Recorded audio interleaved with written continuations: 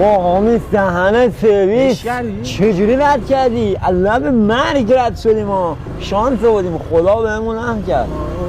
ایست بزن جانم. میبینم که هیچ کدوم از جریمه‌هاتون هم که پرداخت نکردید. جریمه هیچ کدوم از قبضا و هیچی، اصلا نماز روزه هم که اصلا نداشتید. خمس و زکات هم که کلا فراموش کردید. از سال 90 هیچ کدوم از اینا انجام دیدی نشده. چی شد؟ ما مردیم بابا اونجا. وقتی حسین 2 روز میره کلاس زبان 1 2 3 4 5 6 7 8 9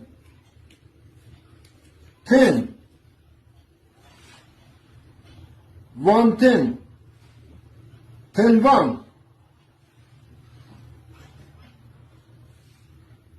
11